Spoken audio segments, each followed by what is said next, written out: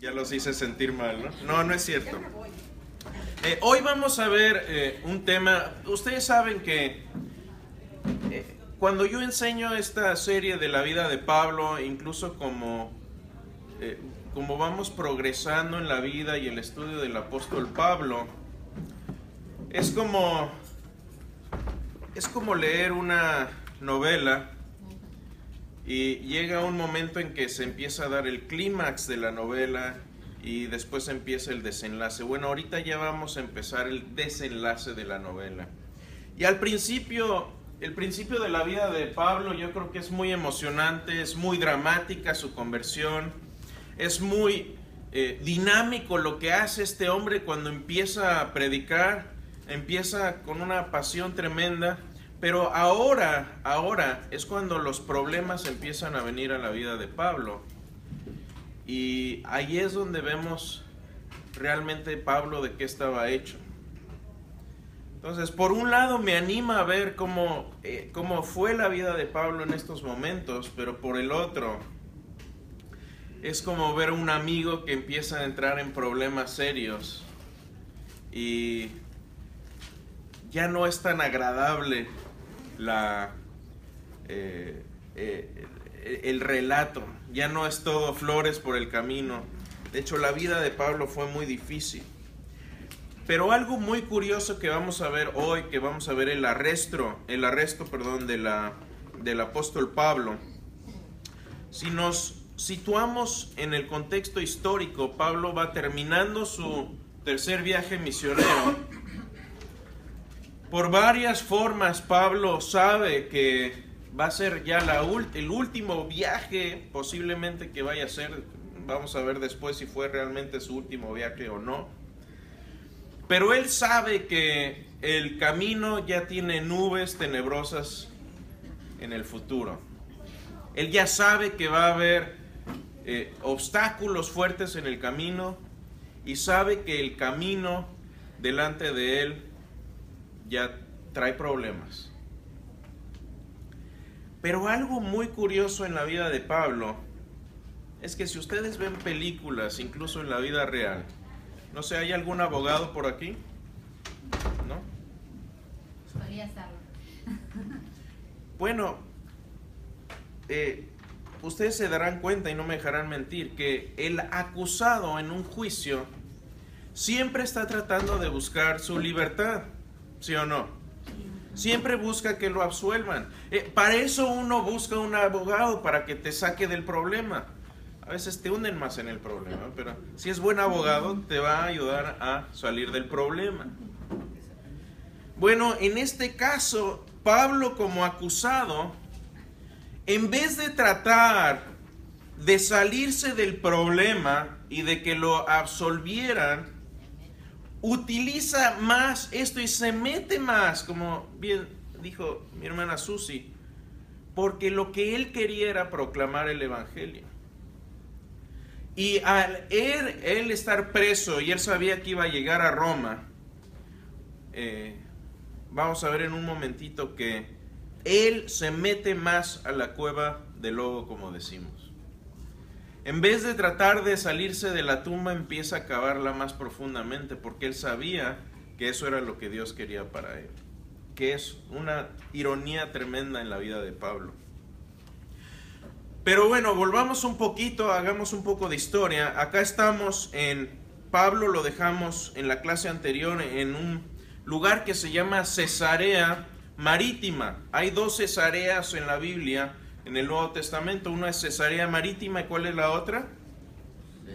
Cesarea de Filipos. Bueno, no las confundan, son dos lugares muy distintos. Estamos hablando aquí de un puerto que estaba a unos 60 millas de Jerusalén, que fue fundado por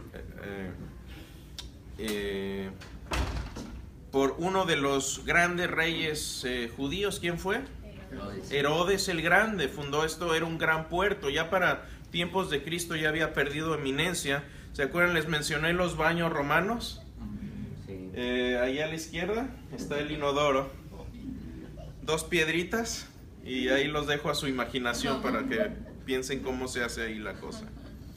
Pero eso es interesante porque uno entra y es lo primero que ve ahí del lado izquierdo. Entonces, si uno sabe que va a estar sentado bastante tiempo viendo las carreras de caballo, los juegos de gladiadores, bueno, pues pasemos ahí. Brevario cultural, por ahí también vimos, estas fotos nosotros las tomamos, por cierto, no me las pirateé de internet. Son fotos que tomamos nosotros, de hecho ahí pueden ver las sombras.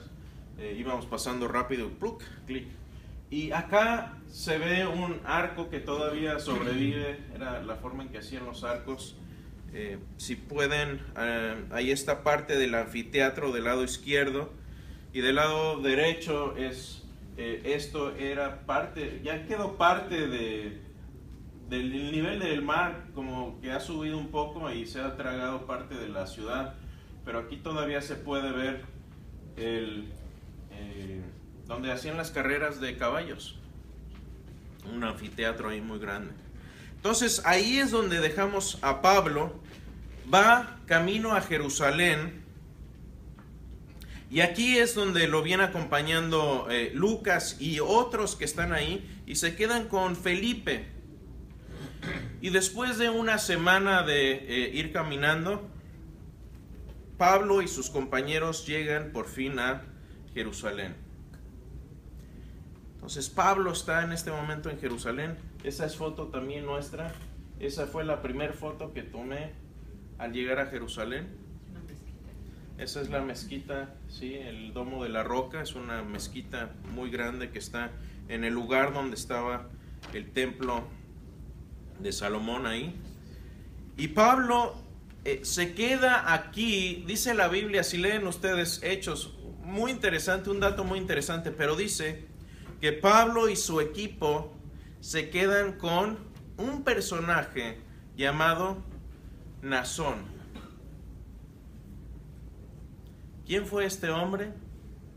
¿Cómo lo conoció? ¿De dónde vino? ¿Por qué vivía ahí? ¿Era parte de la iglesia? No lo sabemos. Yo me imagino que era un hermano ahí de la iglesia. Pero Hechos 21, por cierto, si alguien quiere seguir siguiendo la cronología y la historia, estamos en Hechos 21. Y en Hechos 21, 16 dice: y vinieron también con nosotros de Cesarea algunos de los discípulos, trayendo consigo a uno llamado Mnasón, perdón, de Chipre. Déjenme hacer una pausa aquí. ¿Se acuerdan cuál fue el trayecto original del primer viaje misionero de Pablo? ¿Qué lugar visita primero? ¿Ah? ¡Chipre! Bueno, ya ven que no les pongo preguntas capciosas. Y ahí conoce a el gobernador de Chipre que se llamaba... ¿No?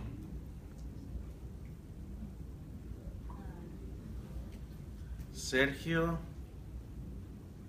Paulo. Es interesante ver que Pablo es la narrativa de Hechos cambia de llamar a Pablo Saulo y le empieza a llamar Pablo.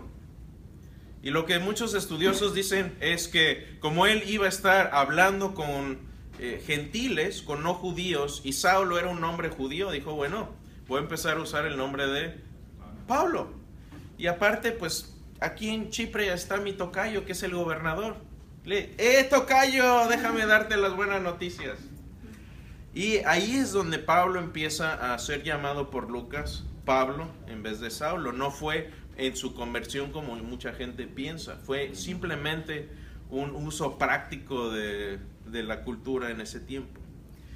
Y este discípulo de Chipre seguramente se convirtió en el primer viaje misionero de Pablo, no sé, lo estoy especulando, pero era de Chipre el hombre.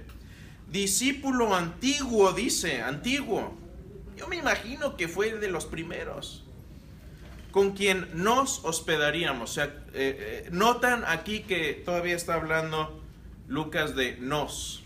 Está hablando, o sea, la narrativa la está escribiendo Lucas desde el punto de vista de un testigo presencial. ¿Cuál es la moraleja aquí? seamos hospitalarios, porque no sabemos si nuestro nombre va a quedar inmortalizado después en el futuro. Pero este hombre no sabemos quién fue, no sabemos mucho de él, pero hospedó al gran apóstol Pablo en su camino ya. Realmente Pablo ya aquí estaba caminando hacia su propia muerte. Ya son los últimos años de la vida de Pablo, porque todavía faltan años. Ahora, si retrocedemos un poquito, Pablo llega a Jerusalén, pero ya han cambiado las cosas en Jerusalén. Recuerden que Pablo ya estuvo fuera ya mucho tiempo, estuvo fuera desde su primer viaje misionero hasta el tercer viaje misionero. Y si vemos Hechos 15, dice que ahí estaban los apóstoles, los ancianos, es decir, los líderes de la iglesia, y cuando terminaron, Jacobo tomó la palabra y dijo algo. ¿Quién es este Jacobo? El hermano de Jesús, o Santiago, es el mismo personaje. Yo no entiendo por qué en algunas traducciones lo ponen Santiago y luego lo ponen Jacobo. Es la misma persona. El libro de Santiago es escrito por él. Entonces ahí tienes a los líderes, a los apóstoles y a Jacobo. Si nos adelantamos a donde estamos cronológicamente en la historia, en Hechos 21, ya estamos hablando de cambios que sucedieron en Jerusalén, a ver si lo detectan.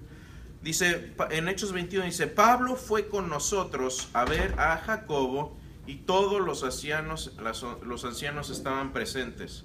¿Quiénes estaban ausentes? Los apóstoles, no los menciona.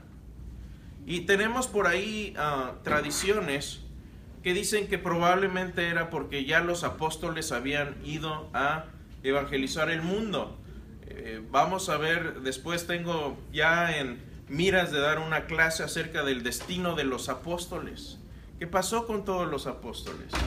Y tengo la información muy de cerca porque uno de mis profesores en el seminario hizo su disertación acerca de este tema. De hecho, el hijo de Josh McDowell, los que conozcan a Josh McDowell, su hijo Sean, se especializó en el destino de los apóstoles y habla cosas muy, muy interesantes.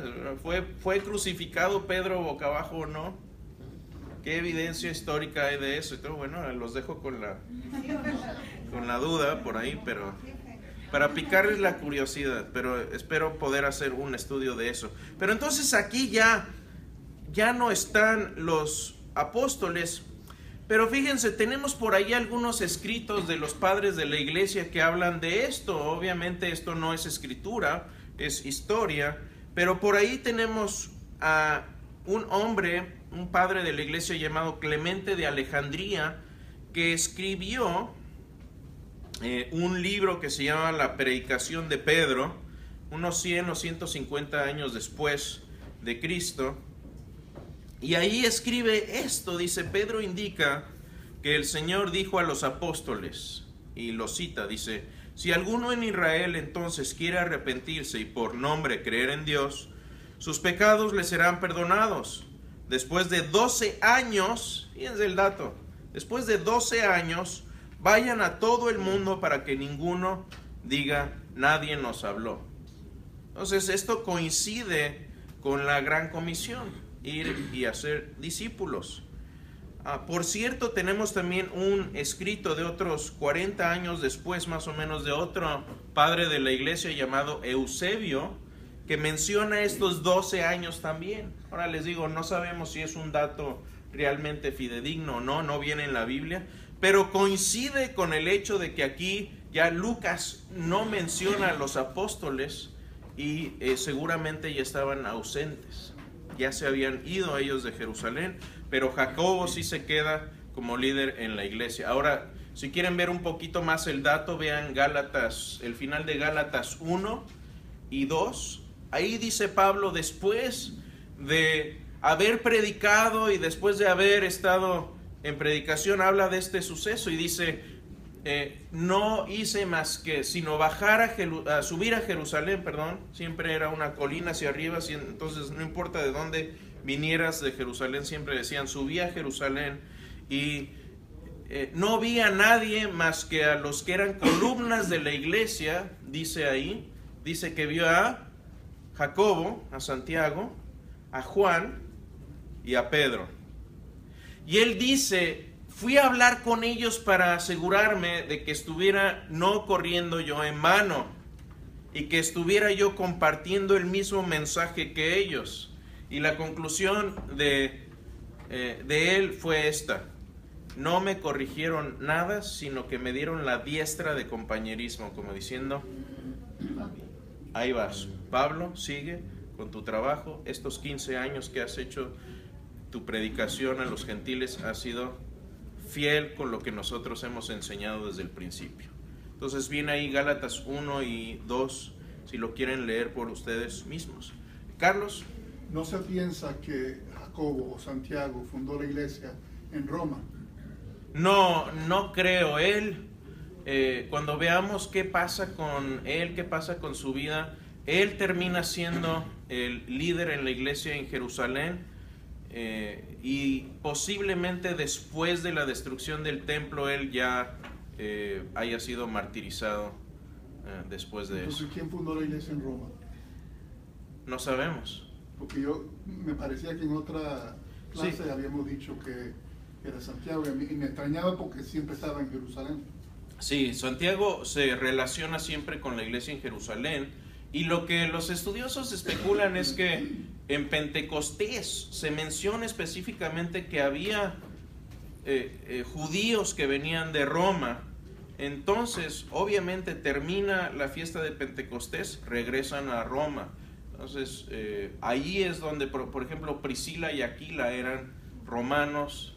Pablo al final, si leen el final de Romanos, es muy interesante, si alguien lo tiene y me pudiera ayudar a buscarlo, pero al final de Romanos tiene una lista de salutaciones que él manda. Por cierto, ¿de dónde escribe Pablo la carta a los romanos? ¿Estando en dónde? ¿Dónde? No, en Corinto.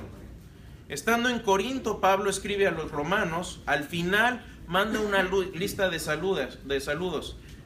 ¿Alguien lo tiene por ahí? Aquí está. Sí, ¿qué dice, hermana Susi? Estoy buscando exactamente. ¿Qué saludo?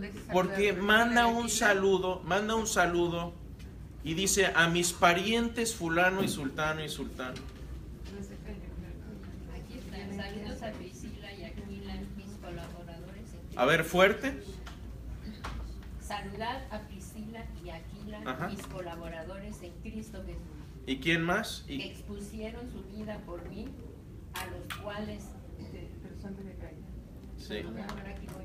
Sí, pero lo que necesitas saber es los saludos, ¿no? Sí, está bien, pueden leerlo. A los cuales no solo yo doy gracias, sino también todas las iglesias de los gentiles. Ajá. Saludad también a la iglesia de su casa. Una iglesia en su casa, claro. Ajá. Saludad a Epeneto, amado mío, que es el primer fruto de Acaya para Cristo. Saludad a María, la cual ha trabajado mucho entre vosotros. Saludad a Andrónico y a Junias, mis parientes y mis compañeros de prisiones, los cuales son muy estimados entre los apóstoles y que también fueron antes de mí en Cristo. Entonces tenía, no, está bien, perfecto, gracias. Entonces ahí tenía ya conocidos, dice mis parientes. Pero Pablo no había estado en la iglesia en Roma.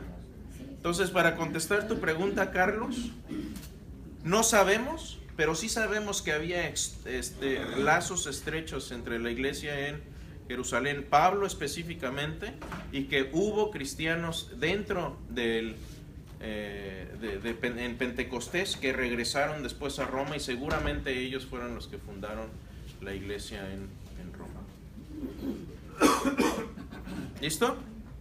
Ok, entonces Pablo aquí le da a Jacobo y a los ancianos, es lo que les mencionaba, que está relatado en Gálatas, les da un reporte y les dice, esto es lo que está pasando. Se alegraron grandemente los líderes que estaban ahí, específicamente menciona a Pedro y a Juan, y dice que se alegraron grandemente. Ahora, déjenme hacer una pausa aquí. Si yo digo que afuera, ustedes acaban de estar aquí afuera, tuvieron que pasar el estacionamiento para venir acá. Si yo digo que está helando afuera, ¿qué dirían?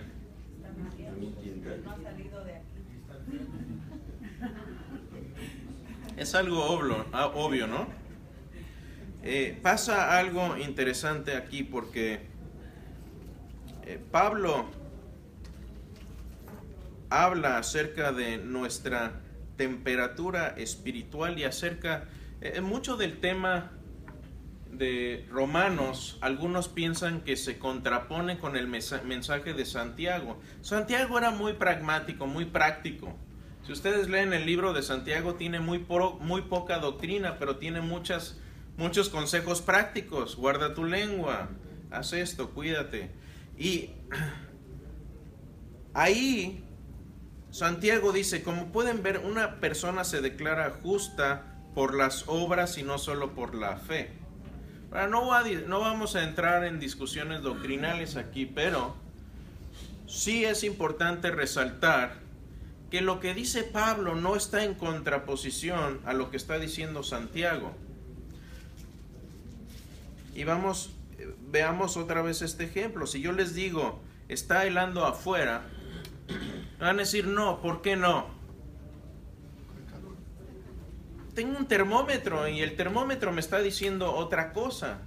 Tengo aquí hechos que me están diciendo que no es la temperatura correcta, porque la temperatura que yo estoy diciendo que está helando afuera no corresponde con la realidad. Y es un poco lo que hace Santiago en su libro. Él lo que dice es, si tu vida no es un reflejo de lo que crees, posiblemente no crees realmente lo que dices que crees. Si realmente crees que eres cristiano, pero vives como ateo, posiblemente el termómetro esté marcándote otra cosa. Entonces, Pablo lo que dice es, sí, la salvación es por obras, y menciona también, la salvación no es por obras, y aquí se refiere a las obras de la ley, pero al mismo tiempo Santiago complementa y dice, ok, pero si no tienes obras, posiblemente el problema es que tampoco tienes fe. Y esto coincide cuando Pablo dice, bueno, entonces ¿qué? Nos quitamos los zapatos y descansemos en los laureles del pecado para que la gracia sobreabunde. Dice Pablo, no, de ninguna manera. Entonces no es que haya una contraposición aquí, sino que es un complemento. Si el termómetro de tu vida marca una cosa y lo que tú dices marca otra. Y no voy a mencionar familiares porque estos van por internet. Pero yo tenía por ahí un familiar, no voy a decir quién, no voy a decir quién, no me quiero meter en problemas. No eres tú. No digo porque los conozco. No, sí, porque tú los conoces. Pero me decía esta persona, una vida, un desastre de vida, me decía, haz lo que te digo, no lo que hago. ¿Y saben qué es lo curioso? Que si ustedes son padres y han estado alrededor de niños el suficiente tiempo, se van a dar cuenta que invariablemente los niños hacen lo que hacemos y no lo que les decimos. ¿Cierto o no? Uno tiene que predicar. El mensaje resumen de Santiago es: predica con el ejemplo. Tu termómetro de tu vida no puede ir inconsistentemente con lo que dices que tú crees, porque entonces probablemente no lo creas. Bueno, esa es la cápsula práctica de la clase de hoy. Todavía faltan algunas. Pero volviendo aquí a nuestra historia con Pablo, cuando él regresa, y Pablo tenía la fama de estar diciendo que probablemente un judío ya no tenía que guardar la ley y estaba invalidando la ley. Pero esto no es cierto, porque Pablo nunca dijo, ¿saben qué? Todo este judaísmo a la basura ya no sirve, ahora el cristianismo es lo que rige. No, él veía el judaísmo como, o el cristianismo veía, Pablo, el cristianismo como la continuación del judaísmo correctamente entendido. Él decía, el Mesías, Jesús, es lo que los judíos estaban esperando, y si ustedes ven sus predicaciones en las sinagogas, en eso es en lo que se enfoca. Pero acá, la gente, los judíos, empiezan a circular rumores de que Pablo está nulificando la ley mosaica y que está yéndose y metiendo a judíos. Entonces, ¿qué hace Pablo? Bueno, mostrar que los rumores son falsos. ¿Qué es lo que hace? Bueno, literalmente agarran a 4 hombres necesitados de un buen corte de pelo, se incluye con ellos, ¿y qué es lo que hacen? Hacen un voto nazareno. Si leen ustedes número 6, el voto nazareno es un voto de devoción hacia Dios, que era demostrado con varios actos. Uno de esos actos era cortarse el pelo corto, abstenerse de no solo de vino, sino de cualquier cosa derivada del fruto de la vid, incluso de las uvas. Y no era así como que estás en la mesa con otro hermano y el hermano se está tomando su vino y te lo ofrece y dices, no, no, gracias. No, el voto nazareno era, ni siquiera te acerques a ver una uva. Era estricto. Y la otra era, no te acerques a un muerto. Ahora, esto más ley y más legalista no podía ser. Y Pablo dice, bueno, para mostrar que no estoy legando la ley mosaica, voy a hacer este voto nazareno con otras cuantas personas. Entonces Pablo va al templo y, como decimos en nuestro pueblo, le sale el tiro por la culata, porque no tiene el resultado esperado que Pablo quería. Lo que sus detractores judíos entienden, si están viendo el templo aquí, este es como era el templo antes. Por cierto, si ustedes han ido al muro de los lamentos o el muro de las lamentaciones, que era, de hecho era por este lado, si lo situamos como estaba, y no era parte de este muro. Muchos piensan que era parte de este muro. No, era parte del fundamento del edificio. Ese era el muro de los lamentos, un pedazo que quedó de aquel lado. Entonces aquí había ciertos lugares donde solamente los judíos hombres podían ir. Si ven esta parte de aquí, esto se le conocía como el patio de las mujeres. Los que no eran judíos podían subir aquí al monte donde estaba el templo, pero podían nada más estar aquí alrededor. Ya dentro de los muros del templo, las mujeres entraban hasta aquí y los hombres sí podían entrar, y después estaba el lugar santo y el lugar santísimo, donde entraba el sacerdote una vez al año en el día de la expiación, en el día de Yom Kippur. Bueno, aquí, ¿sí? Lo platicamos, sí. El voto nazareno referente a la anterior comentario. El Ajá. voto nazareno en números 6:5 dice, no pasarás navaja por tu cabellera. Ajá. ¿Es dejarse el cabello largo? Sí, pero después de que termine el voto nazareno, se cortan el pelo, como señal de que ya hicieron el rito. El rito. O sea, era más o menos lo que hizo Sansón. ¿Sí? Era nazarita o nazareno. Lo que le hicieron. Bueno, lo que le hicieron después, pero bueno, eso es otra historia para otra clase. Continue. Ahora, a Pablo, ¿de qué se le acusa? ¿Cuál es el crimen del que se le acusa a Pablo y que es el comienzo de su cautiverio y del fin de su vida? Se le acusa de haber metido gentiles a esta zona. ¿Qué tan grave era hacer eso? Bueno, tenemos evidencia arqueológica de lo que implicaba hacer eso. El crimen de meter a una persona al templo que no fuera judía era esto. Y aquí está esto está en griego. Había varias de estas placas que estaban puestas en el templo, alrededor del templo, muy visibles para todos los que no fueran judíos. Y lo que dice esta placa en particular es esto. Dice: ningún forastero entrará al recinto protegido alrededor del santuario. ¿Sí? ¿Sí ven acá? Ninguno entrará a este recinto protegido por él, protegido alrededor del santuario. Todo aquel que sea sorprendido se tendrá solamente a sí mismo como culpable de su subsecuente muerte. Era penado con la muerte esto.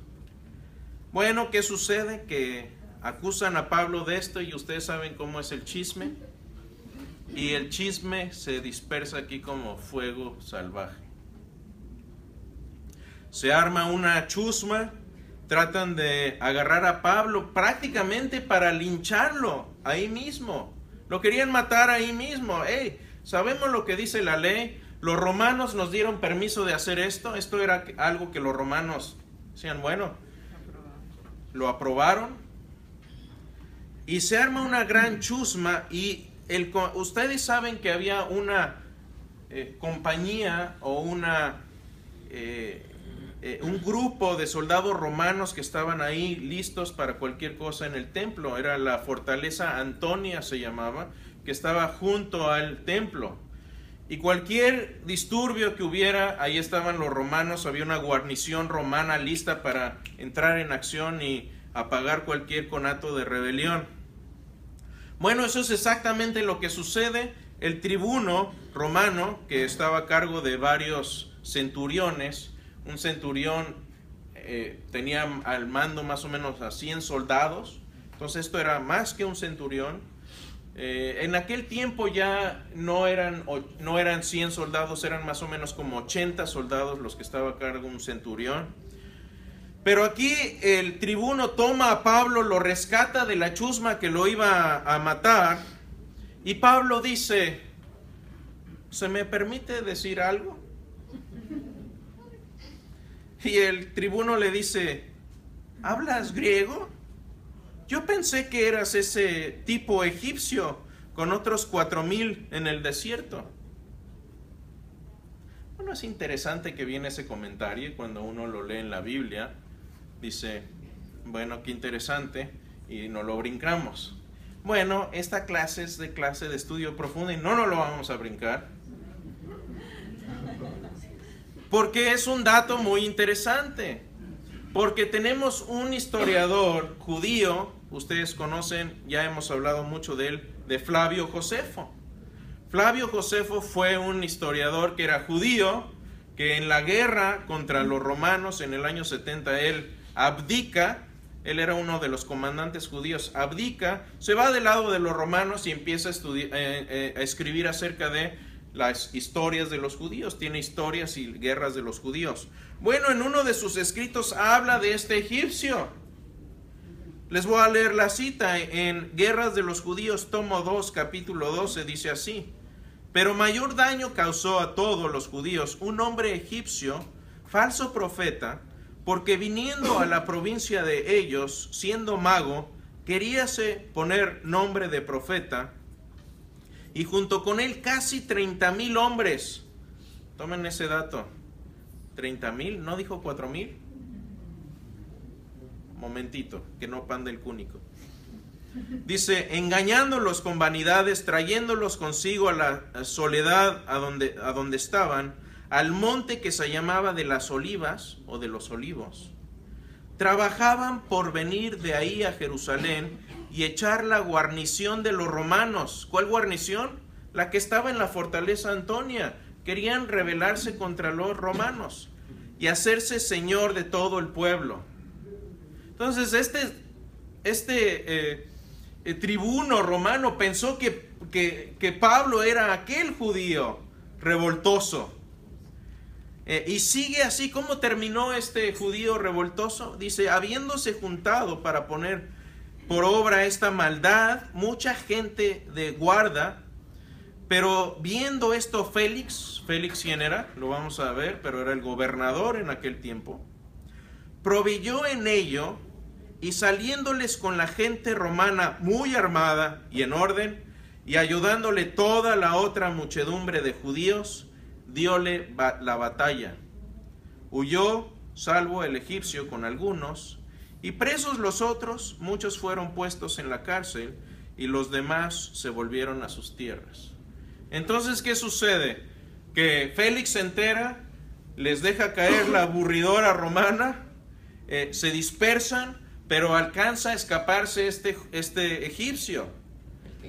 El que hizo toda la revuelta, y por eso lo estaban buscando. A Pablo lo confunden con él, y Pablo dice, no, yo no soy ese. Pero, ¿por qué? A ver, hay un dato aquí que discrepa, ¿no? Uno dice 30,000 y otro dice 4,000. Bueno, esta es la explicación. Hay varias explicaciones. La mejor es, una explicación es, los estudiosos de Flavio Josefo saben, de hecho, que a Josefo le gustaba inflar sus nombres. Si Flavio Josefo hubiera sido pescador y le dices, oye, ¿de qué tamaño estaba el pescado? Él te hubiera dicho, hombre, como de este tamaño. Y era un charalito así.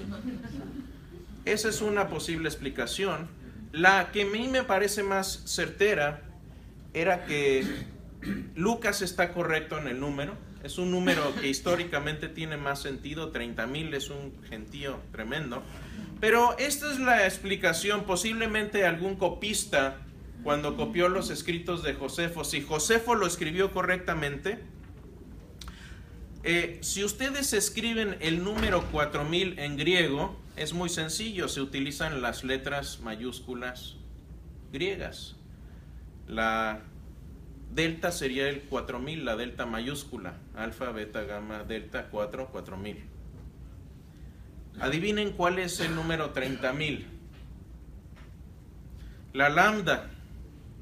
Y la lambda es parecida a la delta, nada más que le falta la parte de abajo, y a lo mejor algún copista estaba medio dormido y le puso la rayita abajo, y en vez de 4,000 le puso 30,000. Es un error muy factible que pudo haber sucedido. El caso aquí es que los historiadores piensan aquí que Lucas está en lo correcto y Josefo se equivocó. Y esto lo resalto porque muchas veces cuando hablo con escépticos, con ateos, con agnósticos, me dicen, a ver, pero ¿cómo sabemos que quieren cotejar todo? Por ejemplo, cuando cotejamos datos históricos contra Josefo, siempre toman a Josefo como si fuera inmaculadamente exacto en sus números, cuando sabemos que no lo era, y a Lucas siempre, si discrepa algo de Lucas, siempre Lucas es el que está en lo incorrecto. Entonces esto simplemente muestra su preconcepción y su predisposición contra la Biblia. ¿Alguien levantó la mano por ahí? ¿Sí? ¿Es posible que otro historiador como Suetonio o Tácito hagan referencia a eso y se pueda... Bueno, este dato no, porque esto era muy relacionado específicamente a esta región. Y a Suetonio realmente, que era por ejemplo el guardián imperial de los registros de Claudio y de los emperadores romanos, de varios, una provincia de Judea le había sido tan importante como hablar aquí de, y que me perdone Mark Lanier, que es de Lubbock, pero ¿qué es lo que está pasando ahorita en Lubbock? Nada interesante. Es una provincia ahí polvorienta de Judea. Entonces, precisamente el hecho de que Suetonio, Tácito y eso mencionan a Jesús es impresionante, porque era un lagartijero para ellos. Comparado con la grandeza de Roma, para ellos Judea era un lagartijero, literalmente. Si tú ves un poquito, los gobernadores que mandaban allá era casi como un castigo. ¿Sí? Era como, no sé, tú que eres de Colombia, estar en en la capital, trabajando en un banco, y de repente te mandan a un pueblo ahí a ser el administrador rural y te ponen a contar vacas. Era más o menos algo parecido. Entonces, bueno, ¿sí? ¿Alguna otra pregunta? ¿Una pregunta? ¿Sí? ¿No? Qué bien portados. Entonces, ¿se acuerdan? Pablo dice, hey, ¿puedo hablar? Dice, bueno, habla. Dice, ¿hablas griego? Bueno, pues dale. Bueno, Pablo se levanta y no habla griego. Les habla en hebreo, en arameo. ¿Saben la diferencia entre hebreo y arameo? El hebreo era el lenguaje de las letras judías, es decir, los ilustrados y la gente culta hablaba hebreo y escribía en hebreo. El vulgo, la gente común, hablaba el arameo. Era el lenguaje del pueblo, pero era muy parecido. ¿Sí? Era como el latín fino y el latín vulgar que nos enseñaron en la escuela, que había latín vulgar, el latín que hablaba la gente y el idioma que hablaba la gente fina, ¿no? Por ejemplo, el verso, sí, el del pueblo. Es lo mismo que pasa, por ejemplo, con el griego. El Nuevo Testamento no está escrito en griego clásico, que es el griego fino, sino que está escrito en griego koiné, que es el griego común, el griego que hablaba la gente. ¿Sí se entiende eso?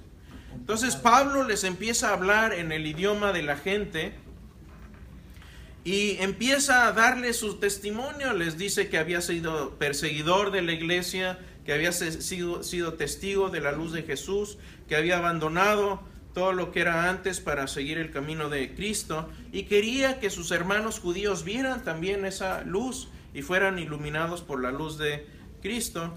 Desafortunadamente aquí no le sale la cosa como querían y se alebrestan contra él y lo arrestan. La gente seguía tratando de matarlo, y entonces lo vuelven a tomar los romanos, se lo llevan y se preparan para flagelar a Pablo. Lo mismo que le hicieron a Jesús con un flagro. A eso lo toman, lo amarran, y ya que está listo para empezar a ser golpeado, Pablo les dice, oigan, ¿esto se les permite hacer a los romanos? Porque yo soy ciudadano romano. Y el soldado le dice, ¿what? Permíteme un momentito. Va con el tribuno y le dice, este romano. Porque era incluso un delito amarrar a un romano de esa forma que lo habían hecho con él y maltratarlo. Y dice, no, quítalo de ahí. Entonces ahí Pablo, su ciudadanía romana le funciona, y dicen los romanos, ¿saben qué? Este es judío también. Plan B, mandémoslo al Sanedrín judío y que ellos se ocupen. Nosotros no vamos a meternos con un ciudadano romano. Y casi que dicen, se lavan las manos, lo mandan con los judíos al Sanedrín, y en el Sanedrín lo empiezan a juzgar. Los judíos hacen una reunión y lo empiezan a acusar, y con toda la confusión Pablo no se da cuenta de quién era el sumo sacerdote. Y el sumo sacerdote empieza a hablar y todo esto, y Pablo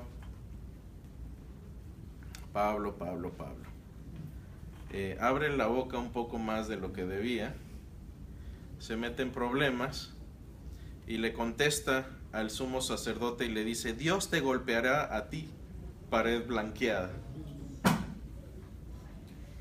Y entonces, ¿qué sucede? El sumo sacerdote pide que le den una bofetada a Pablo.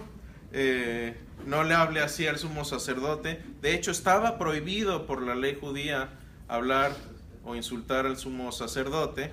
Y Pablo no se dio cuenta realmente que estaba hablando con el sumo sacerdote. A ver, y este tipo de cosa cuando viene en la Biblia que decimos, uy, qué pena, ¿no? Este es el tipo de cosa que uno escribe desde el punto de vista de la historia, no es algo que te estarías inventando, porque es un hecho vergonzoso. Tú no pones a Pablo, que es el héroe de este escrito de la segunda parte de Hechos, y lo pones en esta situación tan embarazosa. Por eso muchos historiadores leen esto y dicen, estamos leyendo historia aquí. Es vergonzoso lo que hizo Pablo ahí, hablar de más. Entonces, bueno, le dan una bofetada ahí, y después de disculparse, Pablo explica la teología detrás de sus creencias, explica de dónde viene, explica su misión, explica lo que está haciendo en esta vida, y menciona, cuando llega el punto en que menciona la resurrección de Cristo. Ustedes saben que en el Sanedrín había saduceos y había fariseos, y adivinen qué hacen. Se empiezan a pelear entre ellos porque si la resurrección pasó o no pasó. Pobre Pablo, todo le sale mal aquí. Mal día para Pablo. Es de esos días que dices, ¿por qué me levanté hoy? Debí quedarme en mi camita a descansar. Y bueno, tienen que sacarlo de ahí. Los romanos lo vuelven a agarrar porque lo van a linchar. Se empiezan a pelear con ellos, entre ellos se hace un alboroto. Pero pasa algo muy interesante dentro y en medio de todo este alboroto, sufrimiento. A ver, ya lo leemos hoy, pero para Pablo esto debe haber sido tremendamente estresante, tremendamente cansón para Pablo. Pero al final del día, Dios le manda un mensaje a Pablo. Siempre al final viene el consuelo del Señor y le dice esto. Dice, en la noche siguiente se le presenta el Señor y le dijo, esto es lo que dice Hechos: ten ánimo, Pablo, pues como has testificado de mí en Jerusalén, así es necesario que testifiques también en Roma. Todo esto era plan de Dios.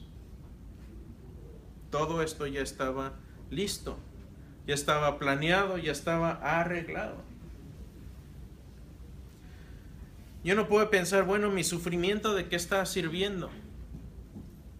¿De qué está sirviendo el problema por el que estoy pasando? Y aquí podemos apropiarnos las palabras de Pablo, porque todo lo que hagamos lo debemos hacer por la gloria de Dios. Muchas veces escuchamos y estamos platicando, Dios tiene un propósito para tu vida. Ok, lo acepto y estoy de acuerdo, pero no choteemos esa frase, porque ya sabemos cuál es el propósito de nuestra vida, al menos como creyentes, y esto aplica a nosotros los que creemos en Cristo. ¿Cuál es el propósito de nuestra vida? Lo que estaba haciendo Pablo: ir y da testimonio de mí, habla de mí, testifica de mí.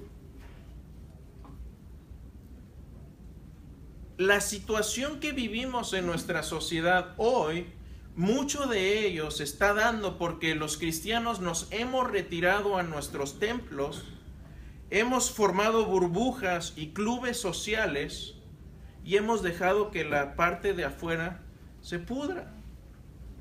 En vez de hacer precisamente lo que dijo Jesús, vayan y sean sal y luz en la tierra. Pero ¿qué sucede? Jesús mismo lo dijo: si la gente les odia, es normal, porque a mí me odiaron primero. La señal de que Pablo estaba haciendo algo bien era que lo estaban persiguiendo. Y como dice un maestro mío, si nadie te está persiguiendo, si no tienes nadie que esté hablando nada mal de ti por ser cristiano, a lo mejor es porque no saben que eres cristiano.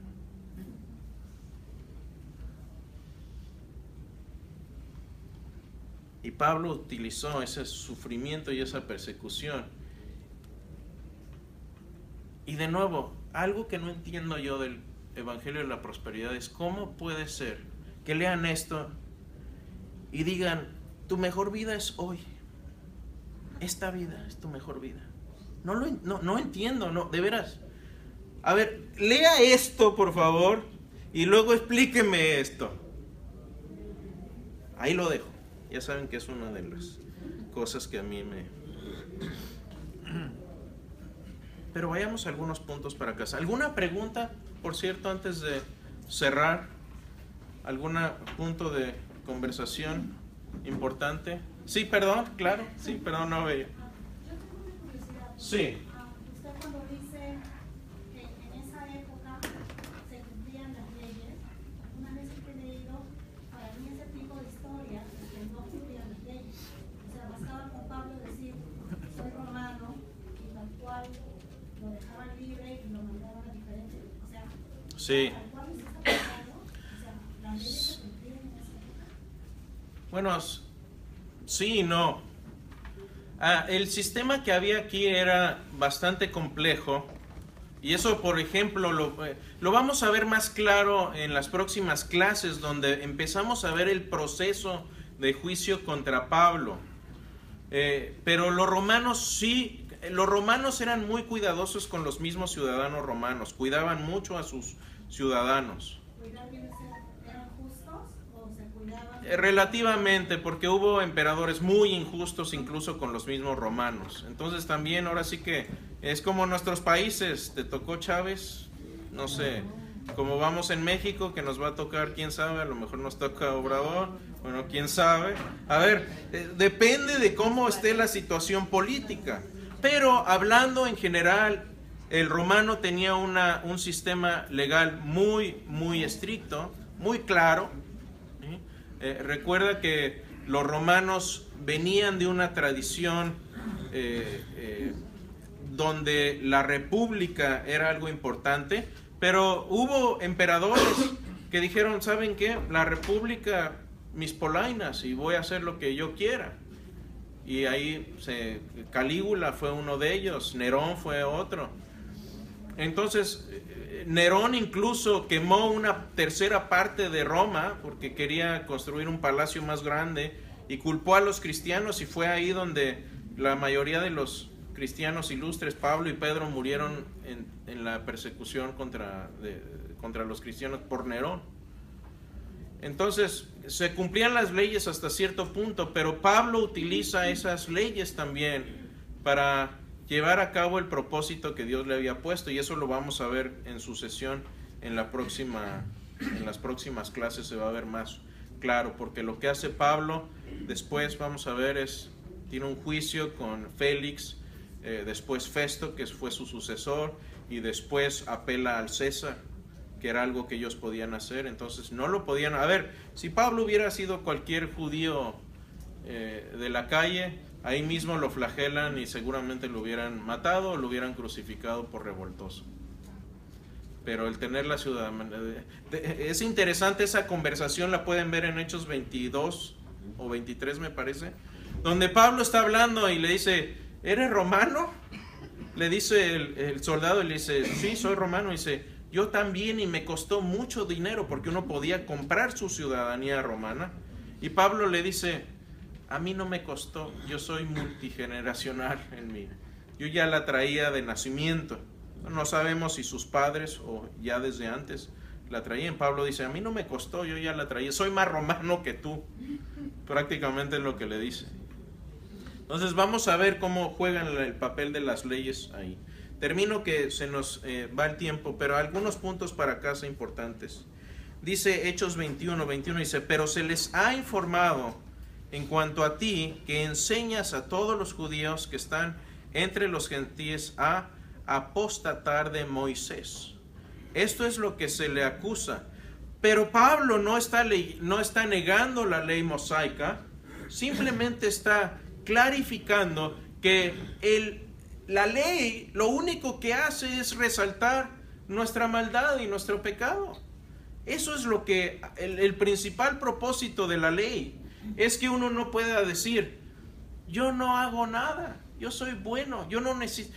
Si uno entiende la ley, y ve que es imposible seguirla, te vas a dar cuenta que necesitas salvación, que necesitas un cordero que haya muerto por ti, cuya sangre sea infinitamente valiosa para poder salvarte de tu maldad. Pablo no está ignorando la ley, simplemente está clarificando por qué es que tenemos la ley. Si uno lee Gálatas y Romanos en sucesión, ahí se da cuenta uno de todo esto. Precisamente por eso es lo que hace Pablo. Dice, Pablo tomó consigo a aquellos hombres, a los peludos, y al día siguiente, habiéndose purificado con ellos, entró en el templo. Y Pablo después habla de eso, de hecho habla de esto antes en 1 Corintios, habla y dice, me he hecho a los judíos como judío para ganar a los judíos. ¿Comprometió él sus creencias? No. Pero él no tenía problema en ir y guardar los ritos judíos porque sabía qué es lo que estaba creyendo y en quién, sobre todo en quién estaba creyendo. Pablo dice, yo sé en quién he creído. No en qué, en quién. Y finalmente, Hechos 23, el Señor viene y le consuela y le dice, ten ánimo, Pablo, ten ánimo. En medio de tus problemas, ten ánimo. Es necesario que testifiques también en Roma. Y vamos a ver de qué manera tan tremenda Pablo es usado por Dios en este contexto, en medio del sufrimiento, y cómo Dios utiliza toda esta situación para hacer tremendo, poner a Pablo en una audiencia tremendamente única e importante, de tal forma que pudiera influir en el mundo conocido. Pablo, vamos a ver que después de esto, llega a estar encarcelado por la guardia pretoriana. Hablábamos de los emperadores romanos. Cuando los emperadores romanos y los legisladores romanos se empezaban a pelear entre ellos y que empezaban a hacer desórdenes, la guardia pretoriana era la que tomaba control del imperio y ponía orden hasta que se escogiera un nuevo emperador. Ese era el tipo de poder que tenían estos. Así, cuando leamos guardia pretoriana, se está refiriendo a los soldados romanos que tienen poder de poner o quitar emperadores. Y vamos a ver después cómo Pablo lo sigue utilizando.